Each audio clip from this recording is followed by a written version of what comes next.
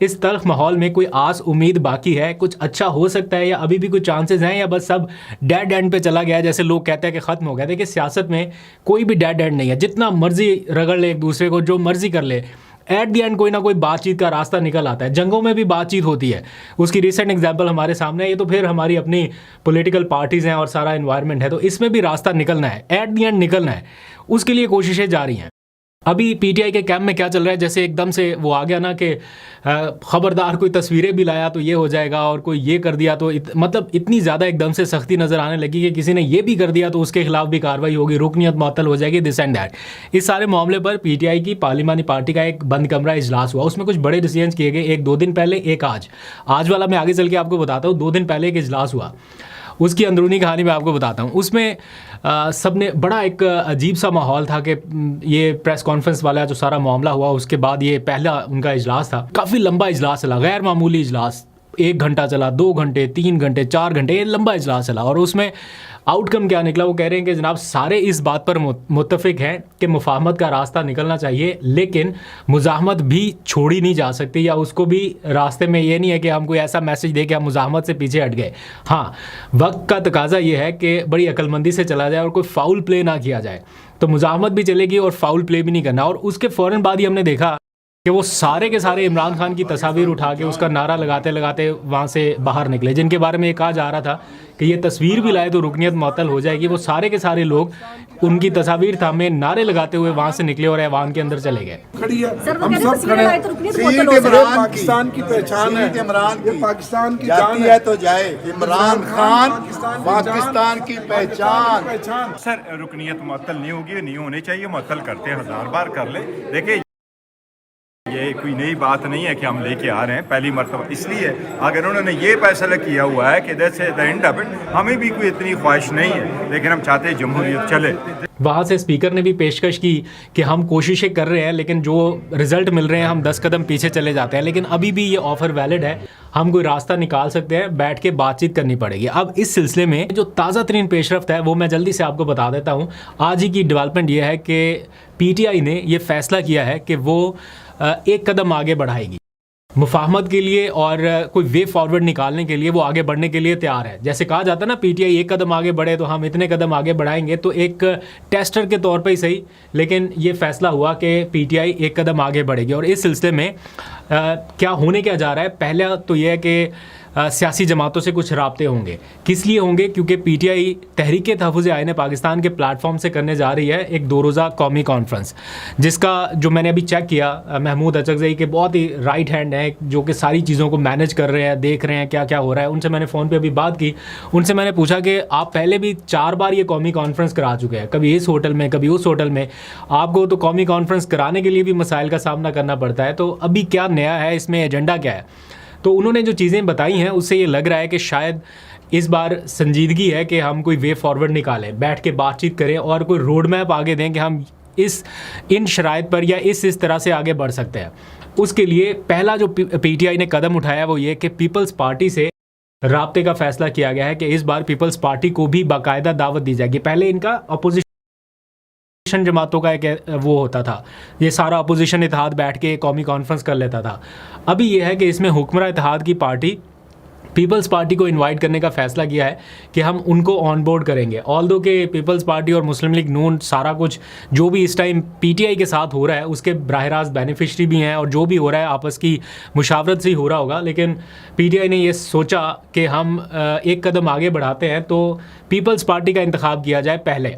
अब ये इमरान खान साहब की मुशावरत से हुआ है या नहीं ये मैं नहीं कह सकता, क्योंकि इमरान खान साहब तो पीपल्स पार्टी और नून लीग दोनों के साथ बातचीत के हक़ में नहीं है। लेकिन अगर मामला किसी ऐसी जगह पे फंस गया है जहां इमरान खान साहब के लिए भी कोई रास्ता निकालना है, पीटीआई से पीपल्स पार्टी से बातचीत करना ज़रूरी है, तो शायद इसलिए 1 कदम आगे बढ़ाने के तौर पर उन्होंने ये डिसीजन लिया। महमूद अचकज़ई ने इसी इजलास के दौरान सब लोगों से वादा किया, और उनके करीबी साथी ने मुझे बताया कि उन्होंने इजलास के दौरान बड़ा ज़ोर दे के इस बात पर कहा कि मैं सबको ये बावर कराना चाहता हूं, सबको तनबीह करना चाहता हूं कि इमरान खान ने जो पोजीशन ली हुई है उस पोजीशन पर मैं कंप्रोमाइज़ नहीं करने दूंगा। यानी महमूद अचकज़ई भी इतना सॉलिड स्टैंड ले चुके हैं कि वो कह रहे हैं कि इमरान खान की पोजीशन को कंप्रोमाइज़ नहीं होने दूंगा। यानी कोई भी बातचीत होगी तो वो उन्हीं पैरामीटर्स के तहत होगी जिस पर इमरान खान राज़ी होंगे या वो उनको गो हेड देंगे। अपने तौर पे वो उनकी पोजीशन को कंप्रोमाइज़ करने के लिए तैयार नहीं है।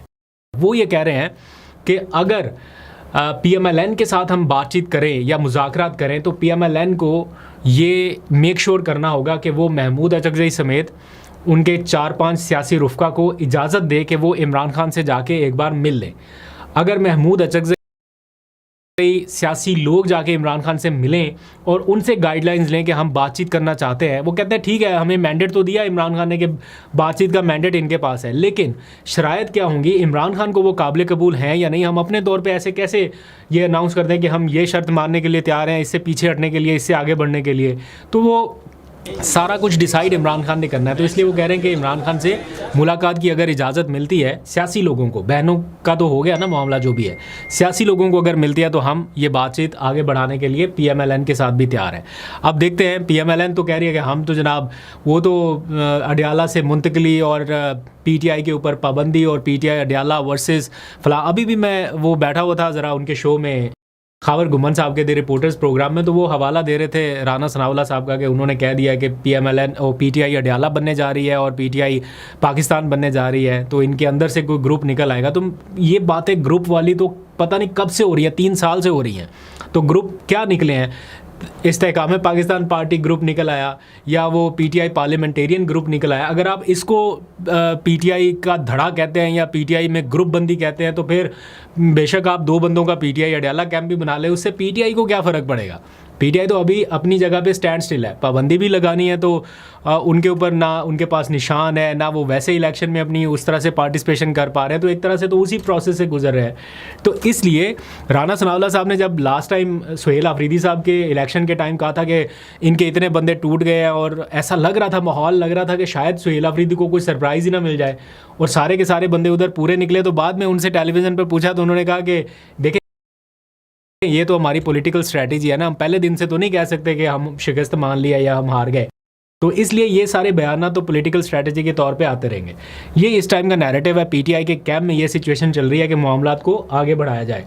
अब हुकूमत इसका कैसे जवाब देगी वो देखना दिलचस्प होगा।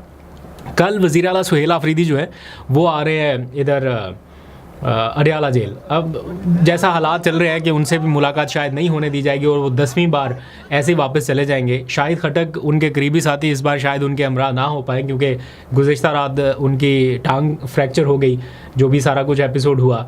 वो मैं 2 दिन पहले पार्लिमानी पार्टी के इजलास में गया तो शदीद बुखार में, बहुत तेज़ बुखार में वहाँ पर थे, और जब वो मीडिया से बात कर रहे थे या मीडिया उनकी तरफ था बातचीत करने के मूड में, तो उन्होंने कहा कि मैं बहुत तेज़ बुखार में यहाँ पे बैठा हुआ हूँ इस इजलास में, और ऐसा तासुर ना जाए कि हम कोई डर गए हैं या छुप गए हैं कि हम इस इजलास में नहीं आ रहे, क्योंकि उनका नाम लेके कहा जा रहा था कि इनके लिए मुश्किल वक्त शुरू होने वाला है। तो वो बुखार में भी कौमी असम्बली पहुँचे हुए थे। तो अभी तो खैर उनकी टांग फ्रैक्चर है, देखते हैं कब वो सेहतयाब होकर वापस मैदान में आते हैं। मीनवाइल एक आज बड़ी हैरान कुन सी सूरत देखने को मिली रजब भट्ट के मामले में। मैं बहुत ज़्यादा डिटेल में नहीं जाता, आपने सोशल मीडिया पे सारा देख लिया होगा कि वो लंदन से आए और जैसा रिपीट टेलीकास्ट नहीं हो रहा, कोई लंदन से पहले भी आया था, उसको फ़ौरन से इस्लामाबाद हाई कोर्ट से बड़ा रिलीफ मिल गया और वो आराम से वापस चले गए। इसी तरह का रिपीट टेलीकास्ट हुआ। ठीक है, इंसाफ मिलना चाहिए, जल्दी मिलना चाहिए, और उनके ख़िलाफ़ जो कार्रवाइयाँ जारी थी मुझे नहीं लगता कि वो बहुत ज़्यादा फेयर थी। बहरहाल ये तो अदालत डिसाइड करेगी, इंसाफ मिलना चाहिए था उनको।